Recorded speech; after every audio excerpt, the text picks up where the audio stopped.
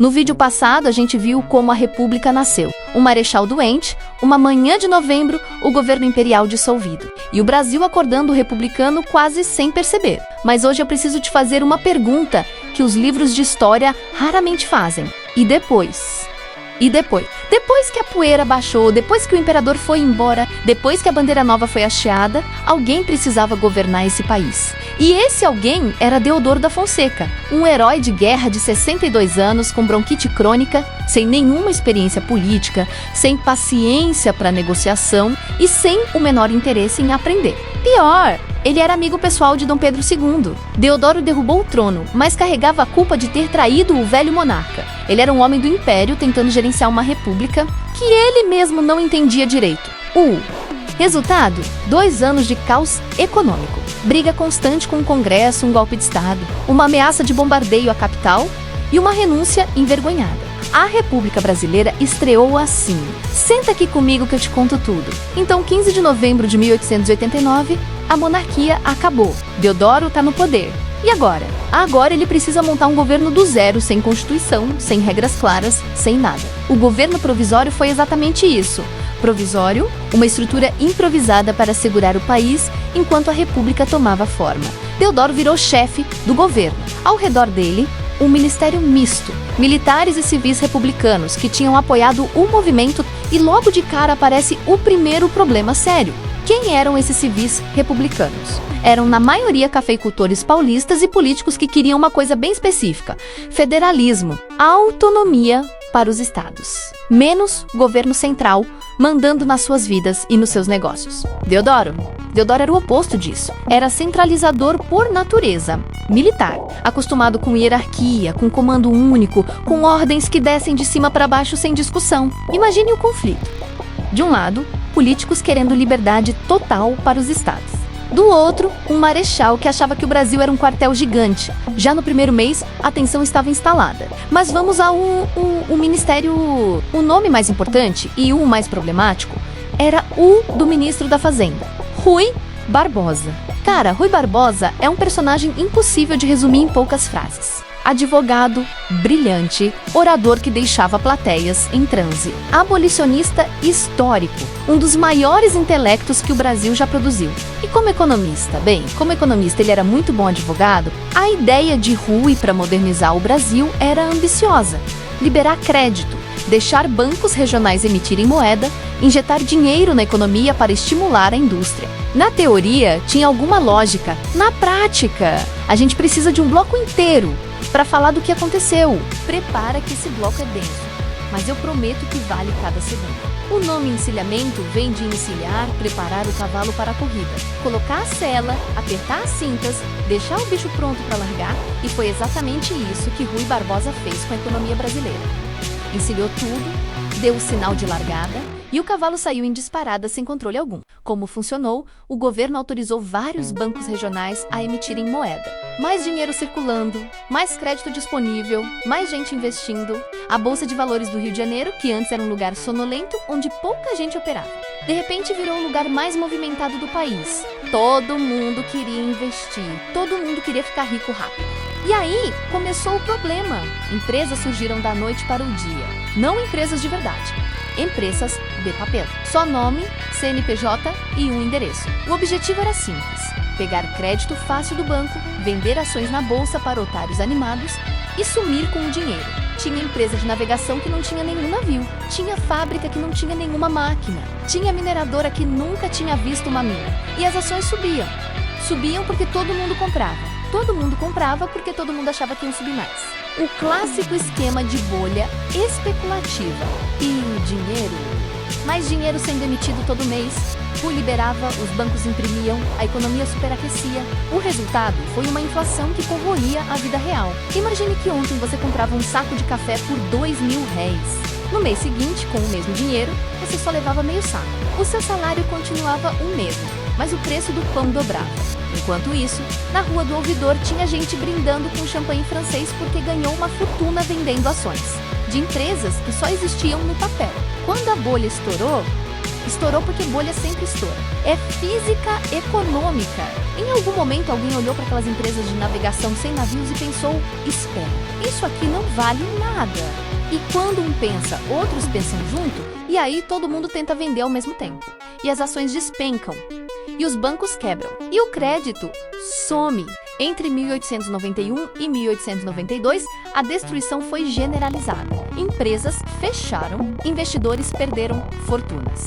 O câmbio brasileiro despencou frente à libra esterlina. A dívida externa explodiu porque o governo precisou de empréstimos. E Rui Barbosa. Rui saiu do Ministério da Fazenda em janeiro de 1891, antes do pior do estouro. Mas o estrago já estava feito. O lado mais cruel do encilhamento. Quem sofreu de verdade não foi o especulador. O especulador muitas vezes já tinha saído com lucro antes da bolha estourar. Quem sofreu foi o trabalhador comum, que via seu salário comprar menos a cada mês. O pequeno comerciante, que via seus custos subirem e suas vendas caírem. O funcionário público, que via seu pagamento atrasar. A República tinha 2 anos e já tinha entregado sua primeira grande crise econômica. Mas calma, porque o desastre político estava apenas começando. Aqui é onde você entende algo fundamental sobre Deodoro. Ele não tinha o menor jeito para política. Não era falta de inteligência, mas de temperamento. Política exige paciência, escutar o oposto, negociar e construir alianças. Deodoro era militar da velha guarda, dava ordens e elas eram cumpridas. Fim de assunto. Para ele, o Congresso não era um poder legítimo, mas um obstáculo. Uma confusão de gente tagarela inventando problemas. E o Congresso, por sua vez, não tinha disposição para ser tratado como obstáculo. A Constituinte de 1890 a 1891, uma assembleia foi convocada para escrever a primeira Constituição republicana. O processo foi cheio de atrito. Constituintes queriam um Congresso forte, Deodoro um executivo com mínima interferência. A Constituição, promulgada em 1891, inspirada nos Estados Unidos da América, estabelecia federalismo e separação de poderes. Mas já continha as sementes do conflito que viria. A eleição presidencial de 1891, o Congresso elegeu o primeiro presidente constitucional, por eleição indireta. Deodoro ganhou, mas por margem humilhante, 129 votos contra 97 de Prudente de Moraes. Quase metade do Congresso votou contra ele. Isso não foi esquecido por ninguém. E aqui entra a sombra da história. O vice-presidente eleito foi Floriano Peixoto, outro general, mas um homem completamente diferente de Deodoro, frio, silencioso, calculista. Enquanto Deodoro explodia de raiva, Floriano observava tudo com paciência. Ele não era um aliado fiel, era o sucessor esperando a queda. Os dois nunca tiveram uma relação calorosa e Floriano ficou ali vendo o circo pegar fogo. De fevereiro a novembro de 1891, a relação entre Deodoro e o Congresso foi se deteriorando. O Congresso aprovava projetos que limitavam o poder do Executivo. Deodoro vetava ou ignorava. A instabilidade ministerial era constante e a saúde de Deodoro piorava. A bronquite avançava. Havia dias que ele mal conseguia falar. Um presidente doente, irritado, sem habilidade política, enfrentando um Congresso hostil com a economia em frangalhos. Algo ia quebrar. Era questão de tempo. 3 de novembro de 1891. Deodoro acorda com uma decisão tomada. Assina um decreto dissolvendo o Congresso Nacional. Assim, com uma caneta, um papel, um decreto. O Congresso eleito democraticamente, que promulgou a Constituição 9 meses antes, fechado por decreto presidencial. Estado de sítio declarado, garantias constitucionais suspensas, imprensa sob censura. Por que ele fez isso? A versão oficial. O Congresso estava obstruindo o governo. A versão honesta. Deodoro esgotou a paciência com um projeto que permitia ao Legislativo derrubar o presidente. Para ele, isso era inaceitável. Mas a solução que ele escolheu foi a mais autoderrotista possível. A reação foi imediata e avassaladora. Governadores repudiaram o ato. A imprensa atacou, mas o golpe de misericórdia veio de onde Deodoro não esperava. A Marinha, o almirante Custódio de Melo posicionou navios de guerra na Baía de Guanabara, canhões apontados para o rio. A ameaça era real. E o exército dividido, muitos oficiais não queriam confronto. E Floriano Peixoto, o vice-presidente. Floriano ficou em um silêncio absoluto. Ele não moveu um dedo para apoiar Deodoro. Não defendeu a legalidade do ato, mas também não se posicionou contra abertamente até o último segundo. Floriano entendia de política do jeito que Deodoro nunca entendeu. Ele sabia que, se ficasse parado, o cargo de presidente cairia no seu colo por gravidade. Deodoro olhou ao redor e viu que estava sozinho. O Congresso fechado não tinha lhe dado mais poder, tinha lhe tirado todos os aliados. 20 dias depois de fechar o Congresso, exatamente 2 anos e 8 dias depois de proclamar a República, Deodoro da Fonseca renunciou à presidência do Brasil. Não houve drama grandioso. Ele leu um documento curto, formal, entregou o cargo a Floriano Peixoto e foi para casa. A renúncia dizia que ele agia para evitar o derramamento de sangue. E tem verdade nisso. Deodoro, com todos os seus defeitos, não quis uma guerra civil. Mas tem também a verdade mais simples. Ele estava esgotado. Depois da renúncia, Deodoro foi para casa no Rio de Janeiro. Floriano assumiu, reabriu o Congresso, revogou o estado de sítio e começou a construir sua própria base de poder, muito mais rígida que a de Deodoro.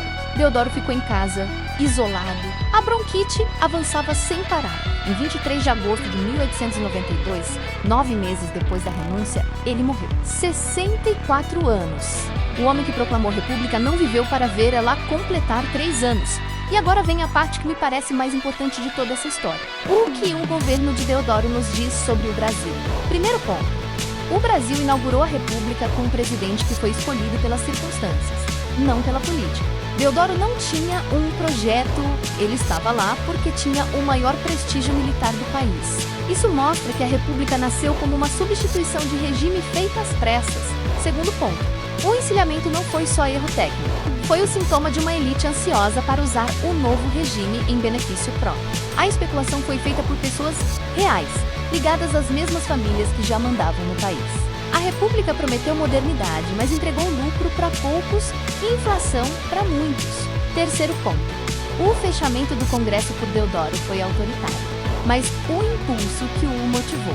A frustração de um executivo que sente que o legislativo só existe para obstruir, esse impulso se repetiu várias vezes na nossa história, como se o Brasil carregasse desde o início essa tensão entre quem governa e quem fiscaliza. E por fim, Deodoro era o homem errado para o momento. Mas talvez o momento em si fosse impossível. Uma república improvisada, sem base popular, num país com 85% de analfabetos e uma elite acostumada a mandar sem prestar contas. Quem conseguiria governar isso bem? Essa é a pergunta que fica. O governo de Deodoro durou 2 anos, deixou crise econômica e uma república que já tinha provado que era capaz de se virar contra si mesma. Floriano Peixoto assumiu. E o próximo capítulo foi, se possível, ainda mais turbulento. Mas isso fica para o próximo vídeo. Por enquanto, me conta nos comentários. Você acha que Deodoro foi vítima das circunstâncias ou ele foi simplesmente o homem errado no lugar errado? Até a próxima!